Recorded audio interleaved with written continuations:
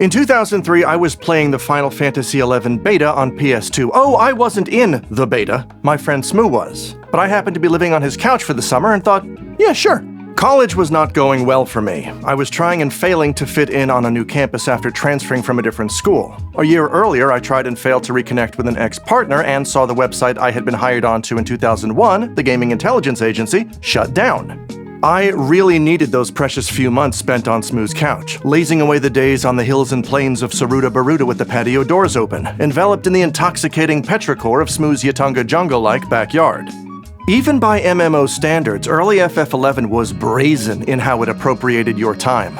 Everything was slow: leveling, questing, crafting, walking, running. But for someone actively trying to avoid life, it was pretty great. When the game hit retail the next year, I dove in hard, relishing each level gained and slot upgraded, even as those milestones became few and elusive. I was so excited to earn my samurai artifact gear that I lovingly sketched each piece into the notebook of the chemistry class I was barely passing. I gave myself over to Vana'diel and allowed it to smuggle me through college and into the next stage of my life.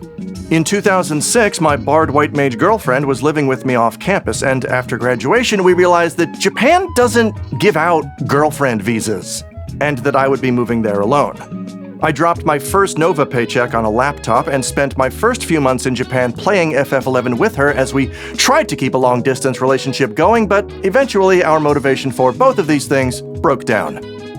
Cut to 2013. In order to save money to open a retro video game bar, I am living in a shoe in downtown Nagoya, Japan, while working a string of miserable part-time jobs teaching English and officiating weddings. I have a PS3, an internet connection, and an intense desire to cocoon myself in a false world. I tried out Final Fantasy XIV: A Realm Reborn, and I didn't get it. What I wanted was the familiar, and aesthetics aside, I wasn't getting it here. I was put off by the battle system's emphasis on skill rotations and dropped the game after the free month. Eventually, Smoo and our pal Brad convinced me to begrudgingly try out Stormblood in 2017, gifting me the game and even paying my sub for 2 additional months. Smash cut to 2025, where I'm still playing the game and they are not. What had happened was the solo friendliness of the game hit me at a time in my life in which I realized that I was born with a condition called, please just leave me alone. I'm not going to get into my addiction here, that's all found in New Game Plus, but alcohol combined with FF14 provided utter and airtight escape from the stress of my waking life as a bartender and small business owner. A life that I enjoyed for the most part, but once my patience for masking and being around people wore thin, my first and only recourse was to commune with the void by drinking a dozen Japanese screwdrivers, or Nejimawashis, and do another Praetorium run or Extreme Boss Mount Farm while chain smoking until 9 a.m. That shit is unsustainable and self-destructive. But as I sank deeper into this hypnotic thrall state, the game gradually carved its grooves into me, as a river carves paths through the unmoving rock. As I nestled deep into this haze, the game did not just click, it latched. Against my better judgment, I have sunk thousands of hours into both Final Fantasy MMOs. I see them as snapshots of a series in mid-transformation and analogous to the series as a whole. A thing that was once slow, daunting, and often inscrutable has evolved into an explosive spectacle with a low barrier of entry. Fans of both know that they are, in their own ways, deep, flawed, and fun. I like to think of the Final Fantasy series as having 3 distinct phases. 1 through 6 are what I call foundational fantasy. I love classic FF the most. I started with 1, but my favorites are the hat trick of 4, 5, and 6. Straightforward, no-nonsense, great characters, music, and story, not too long, easy to revisit, and much like myself, generally pleasant and exciting. FF7 kicked off what I call the flashy fantasy era. Squaresoft retained the turn-based battles, but started putting money into CG cutscenes and larger scales to better compete in the newer ecosystem of consoles. With the PlayStation at their disposal, Sakaguchi & Co. made the decision to court the wider global market with spectacle, in addition to the gameplay, writing, and characters the series was known for domestically. It was brilliant, and it worked. Growing up, it felt like me, Smoo, and Brad were the only kids in our school into JRPGs. Final Fantasy VII changed this profoundly. It was indescribably weird at 14 years old to have a football player approach my locker and say unprompted, "Hey Fraioli, how do I get Vincent in the Shinra Mansion?" This must be how comic book fans felt when the MCU exploded and suddenly Jason's mom knows who Thanos is. I wouldn't call it gatekeeping, but suddenly we were squinting and craning our necks at the folks coming through that gate as if to say, "Hi, are you lost?" With FF7 serving as a fulcrum, the series began to stylistically dislodge itself from its traditional constraints and explore new styles over the next 20 years. This metamorphosis culminated rather curtly with Final Fantasy turning into a full-blown action RPG, a clear sign that I was no longer the target demographic for this series I grew up loving. I think of the modern series as frenetic fantasy. My initial response to FF15 was, what a fun departure from the winning turn-based formula that I love and that you will of course soon be returning to. But that was my problem. It wasn't winning anymore. 9 years later, I get it. I understand that it's just business and the market wants what it wants. Because make no mistake, Square Enix's job is not to make charming games for Alex. It is to make more money this year than they made last year. This is not to say that Square Enix have alienated their entire customer base. They still occasionally develop and/or publish things like Triangle Strategy and DioField's Chronicle, as well as 2D legacy remakes and remasters, games that every once in a while do toss a bone to the nerds that grew up on Squaresoft and Enix's output from the 80s and 90s. And those sorts of games are great. They're no longer emblematic of the company, but so what? Embrace change, more on that later. Like any major franchise, Final Fantasy has shifted focus to satisfy trends. What's my beef with those trends, you ask? As a kid, I didn't hate action games, but I always preferred menu-based RPGs. If a Castlevania or a Secret of Mana wanted to combine the two, I was on board.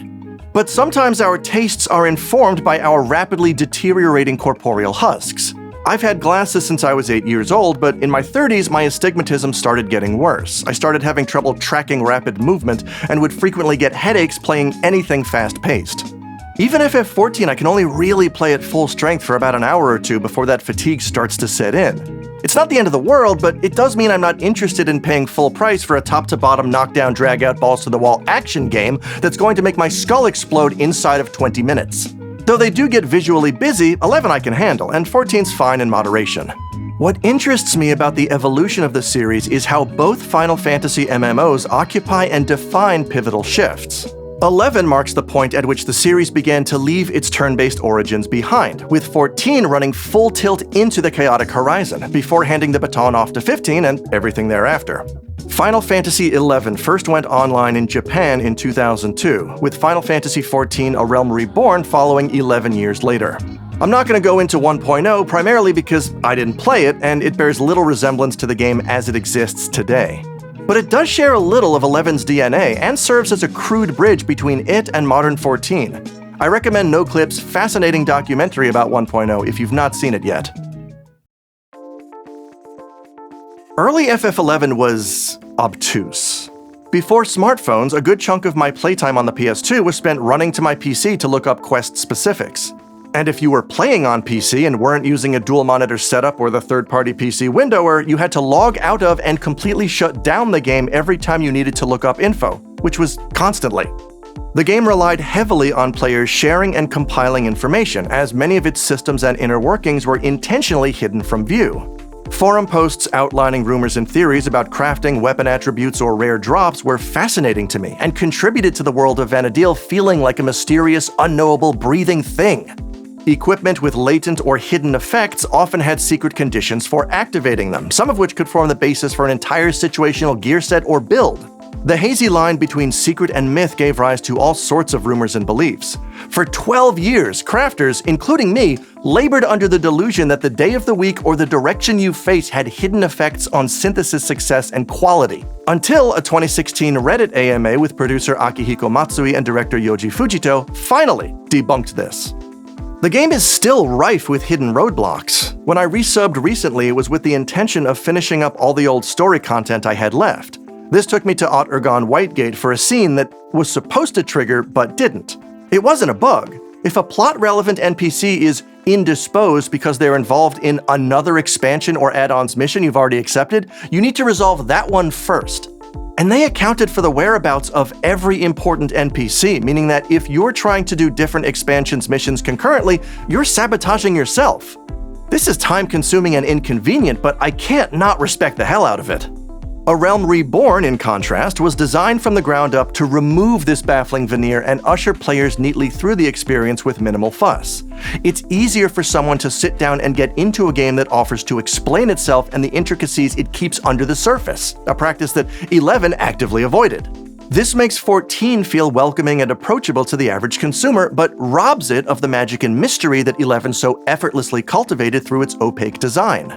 Tacitly sending the player away to do this kind of legwork out of game raises the barrier of entry beyond what the average person is willing to commit, and that's simply not how you grow or sustain games as a service in the modern day. It's important to realize that FF11 was released just before Japan started to lose its grip on the industry it had ruled since the 80s. For context, the Japanese game industry began making more of an effort to appeal to Western markets in the mid-2000s with the advent of the PS3 and 360. Risk-taking was a big no-no, and for a while it seemed that Japanese innovation had fallen by the wayside. 11 and 14 are products of two very different development climates. When people decry 14 for being safe, what they're really talking about is an accessibility that 11 was not beholden to. Of course 14 is safe. It's a modern consumer product with an extra decade of data and market research behind it. Players are guided through the game's production and development through a series of roadmaps led by producer Naoki Yoshida, who has described the game as a Final Fantasy theme park. Yoshi P enjoys a bizarre hybrid savior/scapegoat status among the fanbase. As the public face of the game, he is the first one the players inevitably curse in the style of "Thanks a lot, Obama," when a new mechanic proves difficult or a system too strict. Characters in the official FF14 line sticker series can even be seen screaming his name in this fashion. The only members of FF11's development staff I was familiar with were producers Yasu Kurosawa, Hiromichi Tanaka, and Sage Sundi, in addition to now FF14 localization specialist Koji Fox. And this is only because I interviewed them in 2004 about the upcoming Chains of Promethea, which is looking great, by the way. Folks who didn't work in the games press or actively follow development probably weren't aware of these guys at the time. They may not even be aware of Matsui or Fujito even now. Meanwhile, every FF14 player knows who Yoshi P is. He's your cool ring-wearing, chain-smoking fighting game uncle who once, allegedly, showed up for work at Hudson Soft with his legs tethered together like Iori Yagami. He's the wild-haired, leather-faced online game enthusiast credited with salvaging and reforging FF14. He didn't do this alone, and he's the first to admit that, but it's undeniable that he has become the front-facing rock star for 14's continued development and promotion. Yoshi P's theme park analogy is apt, but downplays the strengths of the game's original story. FF4 father Hironobu Sakaguchi praised Yoshida and his team for having successfully injected story into a system that's downright hostile to stories. In other words, it's an offline FF caliber experience. I now think of FF14 expansions the way that I used to regard main entries in the series proper, with anticipation and excitement. FF14 now neatly fills the role of ma-stories. Since its release, much of 11's mystery has faded, thanks in part to the community's exhaustive research and collaboration, as well as retrospectives and staff interviews that shed light on some of the gooey inner workings of Vana'diel that for years remained a mystery. The game embraced and propagated this mystery in a way that 14 could not afford to, especially when it came to winning back players' trust with 2.0. A Realm Reborn was built on disclosure and transparency, qualities that, it turns out, go a long way with consumers. There will never be another major MMO as mystifying or gratifying as FF11 because no company in their right mind would allow it. FF11 was perfect for me as a shy, friendless college student because I could afford to give it the time and attention it needed to return that investment. The game wasn't really designed for quick sessions. Almost everything in the game is a slow, laborious undertaking. Even in its infancy, FF11 was a game that defied you to feel progress. As an act of rebellion, I held on to every item I came across and quickly realized that this is the road to ruin. The game is a hell for pack rats, before whom bubbles a chaotic inventory. Thousands of shells, chips, coins, hides, trinkets, bones, and baubles, all melting together into a quizzical fondue of dubious purpose. Sorting and cleaning out yours and your mule's inventories is a task that can demand several browser tabs and an entire afternoon or even weekend. 14's item glut is similar, but eased by NPC mules called retainers, as well as the ability to stack most items to 999. The market board system is also considerably more generous than FF11's auction house, allowing your 2 free retainers to list a total of 40 items simultaneously, as opposed to 11's paltry 7. But where content is concerned, FF11 has evolved to be more organizationally forgiving. Original Dynamis allowed up to 64 people to raid together in a locked-out instance. Now it's essentially just another dungeon that anyone can enter and farm solo, having been supplanted by a new Dynamis in 2017 that can be cleared by as few as a handful of people if they know what they're doing. The long, grueling road that players must endure to upgrade gear hasn't necessarily changed, but the individual sessions required to do so were mercifully streamlined as new content was added. Shifting the focus from humongous alliance raids to small team content as the player base receded was a smart move for several reasons, but I appreciated it simply because groups get harder to organize the larger they are. Have you ever tried to pull off a tabletop night for even a handful of friends? It's like herding cats. We were all locked in, but Ian's late getting off work, and suddenly Sarah has to drive her dog to the airport. By the time everyone gets there, you Settlers of Catan! The role that dungeons play in each game also speaks to the intended experience. One of my first criticisms of FF14 was that dungeons were no longer persistent fixtures that you could just chill in. I missed being able to head deep into Castle Ostroja or down into the Maze of Shakrami to farm crafting materials, hunt for treasure coffers, or camp notorious monsters. Dungeons in FF14 are instanced, utilitarian, almost regressive in the context of world building. You experience them in story once only, as exciting on-rails theme park rides. Every trip thereafter is because today's duty roulette sent you there. On the one hand, this does allow players to experience these dungeons again in their entirety with bosses, dialogue, and set pieces all intact. And sometimes it is nice to take another spin on Emmett Selk's wild ride. But on the other hand, it eventually makes them, as environments, all feel disposable, forever fixed to a specific point in the story. FF11's dungeons are an organic extension of its overworld, a dark network of danger to be negotiated and respected. One of the first lessons players learn the hard way is that if you're going on a perilous mission or to someplace new, you need to pack a means of applying sneak and invisible to yourself in order to hide from monsters. You also need to know where the nearest exit is if you get aggroed, because monsters in FF11 don't lose interest until one of you is dead. In fact, aggro in general is something that 14 has decided to neuter in the name of safety and theme parkification. Catching aggro in 11 activated your fight-or-flight instinct as soon as you heard that growl or saw a monster snap towards you. 14 treats aggro as mild inconvenience. Run a short distance from the enemy and they'll lose interest and sheepishly return to their blocking tape. The game does occasionally flirt with FF11-style content in its field operations. Zones like Eureka, Bozja, and the Occult Crescent carry slightly more danger than typical FF14 content. Just like 11, these areas cause you to lose experience points on death and potentially level down. But this penalty only applies to each field operation's content-specific experience points and levels, so at the end of the day, you're really just gambling with Monopoly money.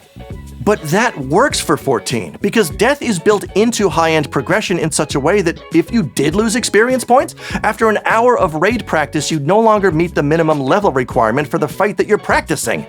I hate to put it this way, but it's almost a Dark Souls approach to game design. Death is inevitable and must be embraced until you have the execution down, until you fully understand a boss's movements and tells. With enough preparation and teamwork, it's perfectly reasonable to clear difficult content in FF11 on your first attempt. That doesn't fly in 14. There are 22 jobs in Final Fantasy XI. That's a total of 462 total job and sub-job combinations. Now, not all of them are practical, but you have the option of exploring any interesting experimental or ill-advised combination you want and taking it through most of the game. Players are encouraged to experiment with unique builds and gear swaps to meet certain situations. The amount of freedom and flexibility 11 offers you to complete a given task is generous, and even a little vexing to folks coming from 14 who may expect the game to operate on a unified meta. As of 2025, there are also 22 combat jobs in Final Fantasy XIV, if you include the limited job Blue Mage. But that number's not getting multiplied. In fact, it's getting divided.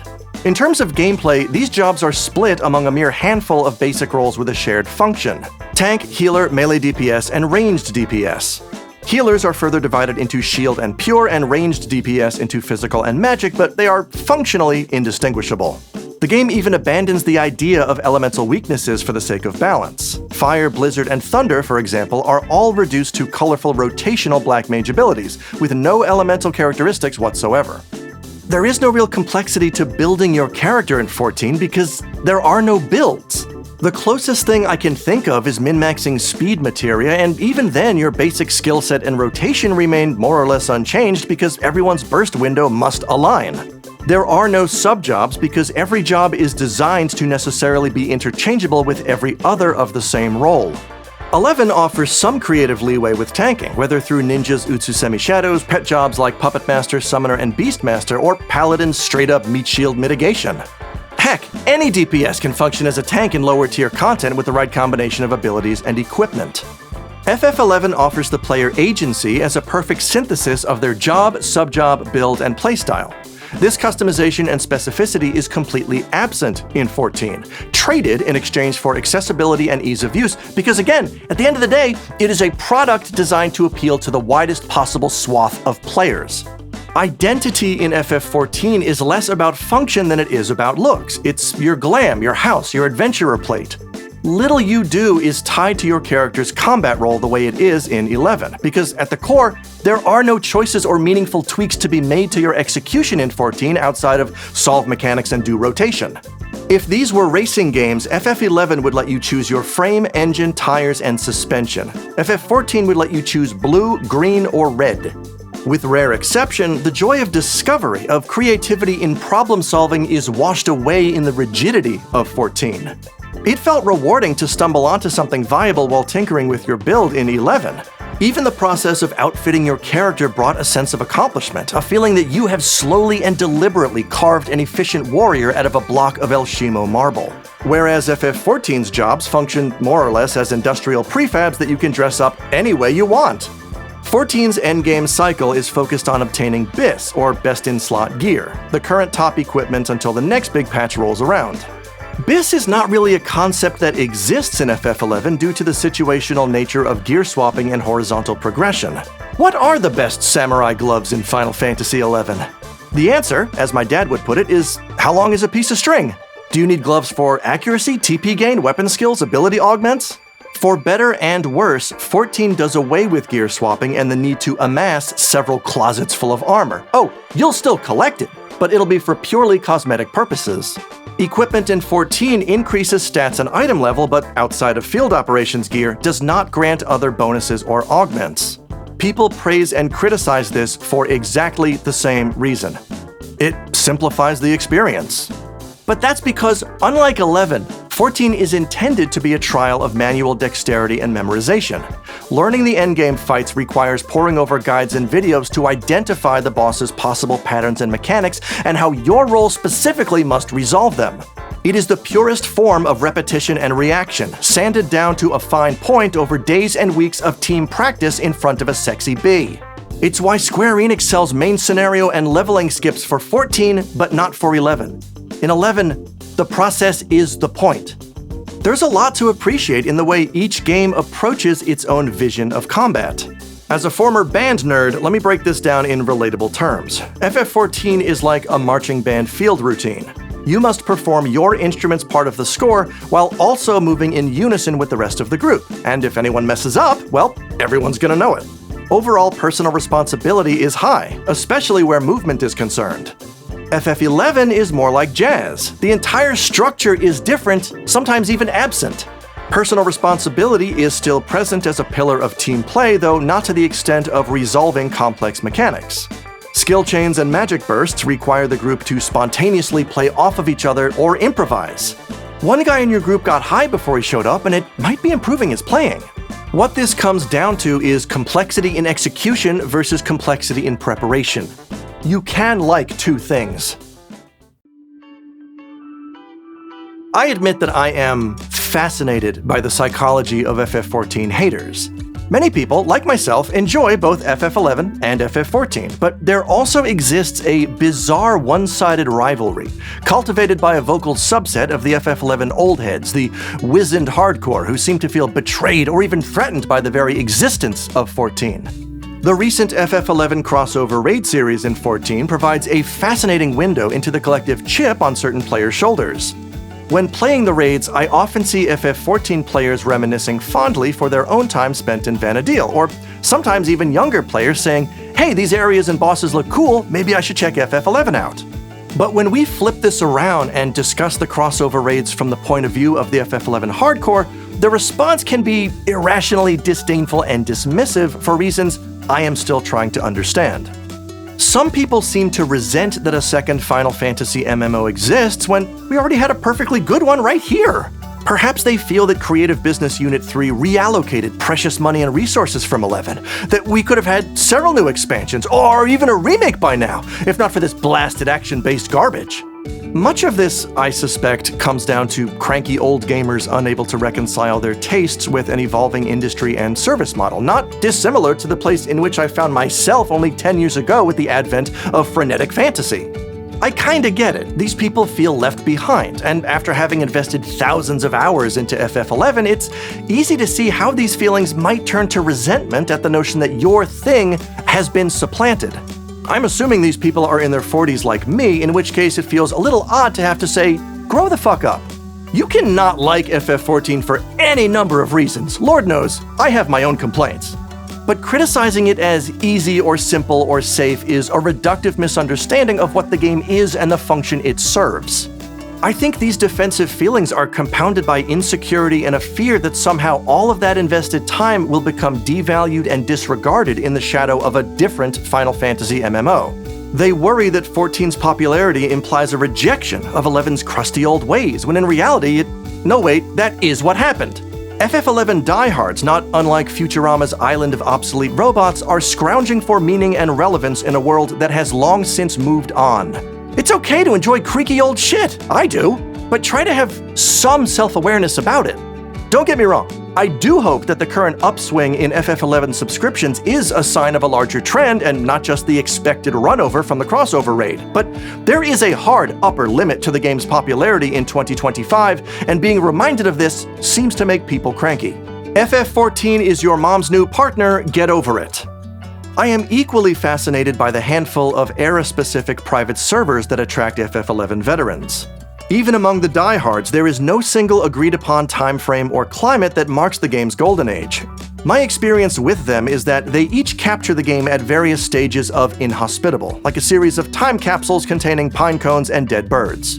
I have no doubt they are fun for somebody, but modern retail has made incredible strides in making the game not just playable, but as smooth and painless as its rickety framework will allow. But I suspect that for many, the pain is the point. Private servers like Horizon are nostalgic for a more brutal era in the game's lifecycle, in which you had no choice but to level up the old-fashioned way, slowly, with 5 other people, for months at a time. Most of the fast travel and other QOL found in modern retail is removed. Going anywhere or doing anything, even with chocobos, outpost warps, teleports, and airships, is still a comically time-consuming process compared to modern retail's network of crystals and survival guides. Hi folks, Alex here in Post. I know that Horizon does not represent all private servers. Some of them have increased movement speed or experience gain or other bonuses, and I can understand why someone might want to mix and match aspects of different eras. I also want to mention that I'm not against game preservation, and online games in particular face difficulties on this front. In a broad sense, I am glad some of these servers exist. But in a more subjective and practical sense, I find them somewhat silly and prefer to stick to retail, at least until it shuts down. Square Enix will warn us when that time comes. Private servers are ultimately ego-driven fan projects that could disappear tomorrow. How you spend your time is up to you. On one level, I think I get it. It's a reaffirmation of your time spent in Vana'diel so many years ago. It's a snapshot of the game at a singular shining moment before the 99 cap and introduction of item levels dramatically changed the experience. I imagine for some people that this style of era play may even foster a kind of cathartic immersion, the same sensation we get walking through our old school or workplace, environments in which we likely experienced incredible trauma, but which shaped us nonetheless. We return every so often to shout into their echoing hallways, "You can't hurt me anymore, Arby's. My time here is over." I suspect that's the function that Horizon serves for me when I revisit it once a year. Here, Valkurm is still painful. Honestly, Horizon is indirectly making money for Square Enix because every time I revisit it, I think, gosh, this would be really fun if I could fast travel and solo more content, which inevitably causes me to resub to retail. In other words, respecting my time is worth a few bucks to me.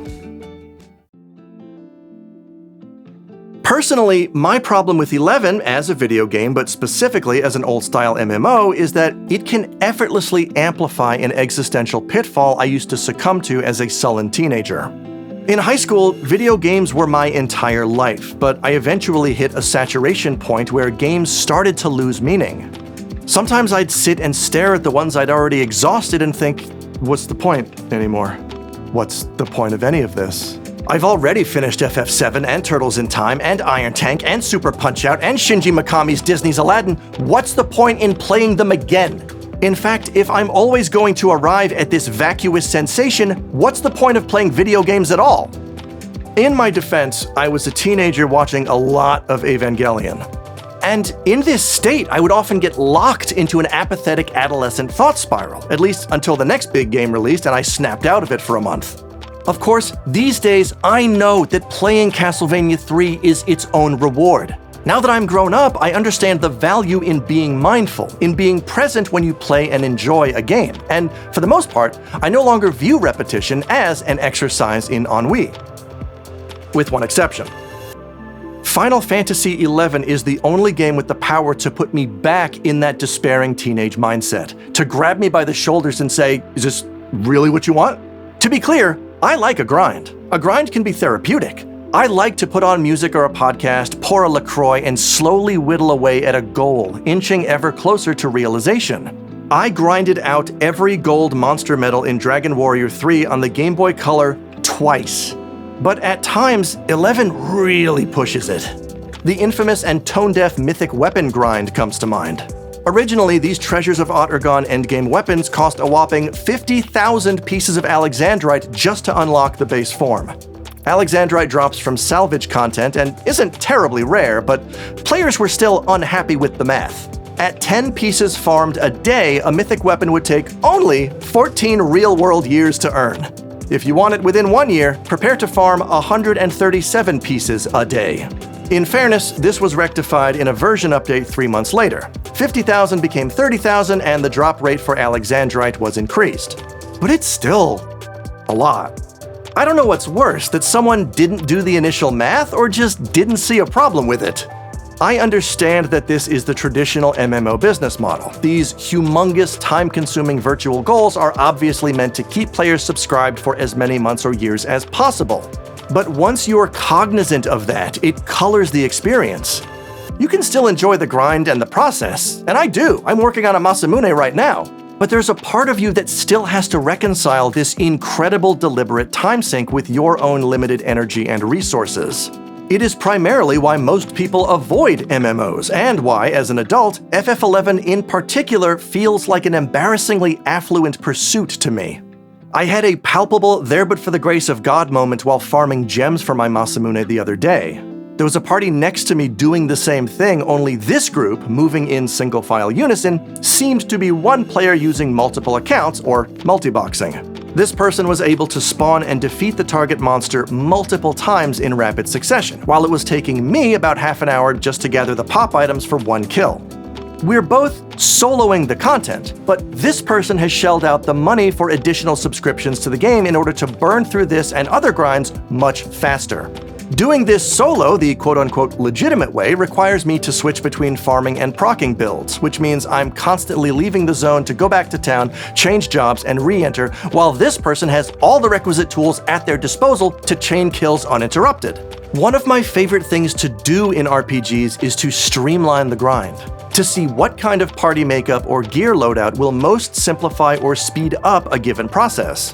FF11 asks the uncomfortable question, how much time, money, and effort are you willing to put into a virtual experience to do this? And if the answer is not much, are you also okay with this doubling or tripling the amount of time you need to invest to equal the output of one multi-boxer?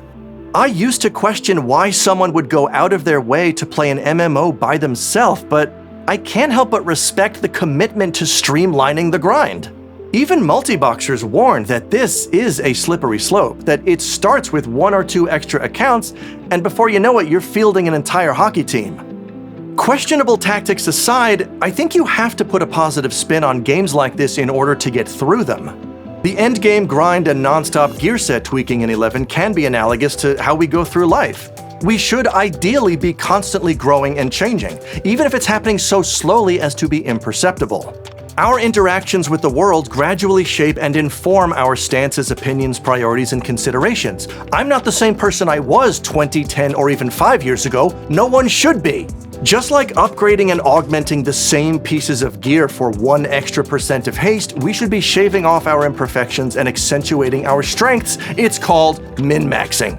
In both Life and FF11, at some point, yes, the servers will go down, but you'll be able to look back and say, you know what, I put a lot of work in, and I did the best damn job I could with this bizarre homunculus I was cursed with. But if 11 plays the long game, 14 plays the short.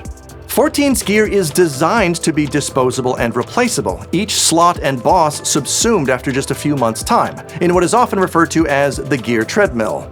Even fully upgraded relic weapons are replaced halfway through the next expansion with some mundane-looking thing called Fortified Iron Blade or some shit. But this, in its own way, is also a valid way of looking at the human experience. It is fleeting. Things do change. Enjoy these bangin' tunes. Savor the thrill of the fight. Rejoice in the glory of combat! New content is constantly being promised, teased, shown, and released, heralded by Yoshi P and friends. The skeleton crew keeping the lights on in Vana'diel is doing a good job swapping out ambuscade fights every month, but 14's strength is that it is still in continuous development, regularly giving the player base new challenges and goals to work towards. When I sink too deep into 11 and start to feel that creeping existential doubt take hold, I switch to 14 for a while to see what's new and exciting, until I feel ready to dip a toe back into the grinning void. And older 14 content isn't necessarily relegated to the legacy trash heap. Even as current content fades, new and old players alike will challenge or re-challenge it under mine conditions, that is, minimum item level no echo, making the fight unaffected by modern equipment and bonuses and making it as difficult as the day it was released, if not more so. There is no in-game incentive for this. The challenge itself is the reward. No one in FF11 is redoing fights intentionally undergeared and without buffs just for the hell of it, because that's not where the game's satisfaction is derived. I have had strained relationships with these games over the years, not just due to their flaws, but also to my own. They use and emphasize entirely different skill sets that I have not always had the patience for, depending on which phase of life you catch me in. I didn't like FF14 at first because, like every other FF11 fan, I wanted more FF11, and this rotation-based quasi-action system confused and disappointed me. I wasn't willing to try something new until I was. Now I play FF14 almost every day in short bursts because that's what it's designed for. Party Finder and Duty Finder act as matchmaking tools for your dailies and weeklies, allowing people with busy schedules to feel like they're making some progress. 11 is a product of another time and has no such consideration. For the most part, it just dumps the entire sack of kibble into the food dish and tells you to control yourself when you log in. While gathering footage for this video, I blinked and lost 2 months to the game. No, really. It's true that I resubbed to gather footage and maybe gain a level or two, but these priorities rapidly became inverted. Breakfast now lasted until lunch because I'm grinding over coffee and oatmeal with nothing and no one to stop me. I structured my day around experience ring use. When I was away from the game, I was on my phone plotting out which piece of gear I wanted to start grinding next. I did eventually unlock the base Masamune. To someone with binge tendencies, FF11 is friendly and insidious and gracious and predatory, and if you are in a receptive mental state, it will eat you alive. I was oscillating constantly between leveling, crafting, main quest, Sky, Dynamis, Abyssia, and Ambuscade content. When I hit a roadblock with one, I immediately switched to another and kept moving. This video about FF11 would have come out 2 months ago, but I was playing FF11. But it was during this period that I made a realization. FF14 is for gamers. FF11 is for hobbyists. It's easy to be a gamer. Can you afford to buy video games? Congratulations, you're a gamer. A hobbyist is compelled by a deeper yearning, drawn to the myriad complexities of Final Fantasy XI. It's a game for model-trained people. It's for those who like to take a project slow and relish the feeling of incremental growth. It's not a challenge, it's a near-infinite series of checklists of challenges. To get the most out of it, you will need things like wikis, windower, reshade, and a passing familiarity with Lua scripting. You will spend time writing, testing, and tweaking gear swap and ability macros that go far beyond the 5 lines offered to you by the vanilla game. You will keep spreadsheets for mules, equipment sets, upgrade materials, and item drops. You will find zen in the idea of not seeing immediate results. 14, in contrast, demands very little before dropping you into the action. Arrange your abilities sensibly on your hotbar and you're good to go. FF11 is a dangerously delightful daisy chain of distractions. After over 20 years, 5 expansions, and 6 add-ons, the game's wide and various scenarios and systems have coalesced into a rat king of inextricable questlines, missions, duties, modes, and battlefields. Compared to Final Fantasy XIV and the modern-day decadence of things like quest markers and mission prompts, FF11 is unapologetically vague and open-ended, and that can be fun for people who like escape rooms and scavenger hunts and universal paperclips. Accomplishing anything of value in the game involves an extended sequence of half-specified tasks, grinds, and flags, and I hate that I love it. Final Fantasy XI is a warm, welcoming tavern keep that every time you're about to get up, places a withered, low-poly hand on yours and says, "Oh, do stay a while." But that's the beauty of the game. It's a curious kind of living ghost. It's a blend of jury-rigged QOL and archaic holdovers from MMOs past, all draped over a groaning, immutable skeleton. It is layer upon layer upon layer of digital calcified scale, and this is what gives it its fascinating charm. FF14 lives in the present, celebrating the regular arrival of new challenges. Like 2 sides of the same coin, they embody 2 quintessential Japanese traits: respect for the past and reverence for life's fleeting moments. They offer contrasting yet compatible philosophies for navigating life. Never stop growing, but also appreciate the here and now, because it and you will go away. In the writing of this video, I took a trip home to Pittsburgh to attend a memorial service for my dad. My mom has already sold the house and moved into a condo, but it's the type of construction that typifies the spacious excess of the suburbs. This, to me, is the ideal environment in which to play Final Fantasy XI. Coming from a mid-sized Japanese apartment with no central heating or cooling, this is positively palatial. This is a summer vacation spot where, devoid of all other earthly responsibilities, I could see myself grinding out gear upgrades and ultimate weapons non-stop, surrounded by plush carpeting, granite countertops, and climate control.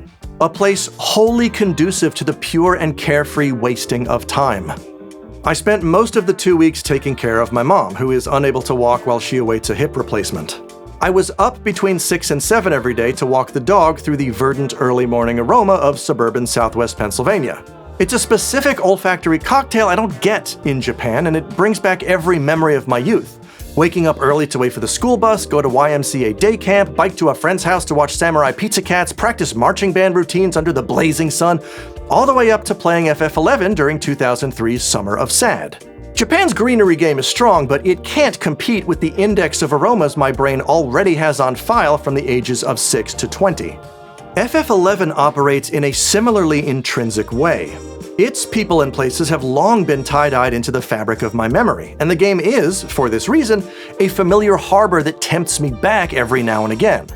As I moused over the resub button to research this video, the very notion of returning to Vana'diel hit me like a warm blanket and a bowl of popcorn.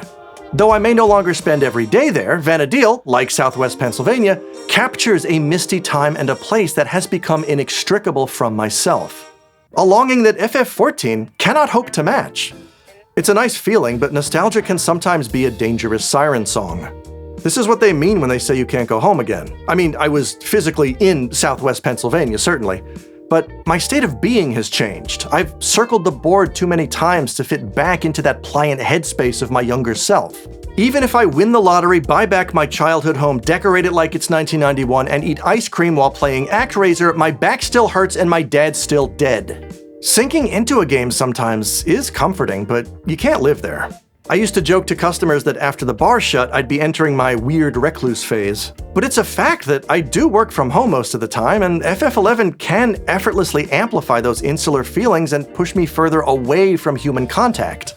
I am still beset with a palpable social anxiety, and it takes all of my energy to get on voice chat with my FF14 static every week. But it's worth it. 2 days before sitting down to record this, we finally cleared the current Savage tier, the culmination of months of hard work. But even if we don't clear a given fight, I still feel like I pushed myself to do something for the sake of growth. Play whatever you like, as long as you're growing. Folks, I make a meager living providing freelance voiceover in one of the many industries being rapidly langolired by generative AI, and that means I cannot afford to create these videos without your support on Patreon. If you'd like to see more and hear the world's only Dragon Quest X Let's Play podcast 10 in 10, please head to patreon.com/Patui and give at any level that strikes your fancy. You can also check out patui.org for links to everything else I do, including the podcasts No More Whoppers and Draw a Game, the anime world of video games.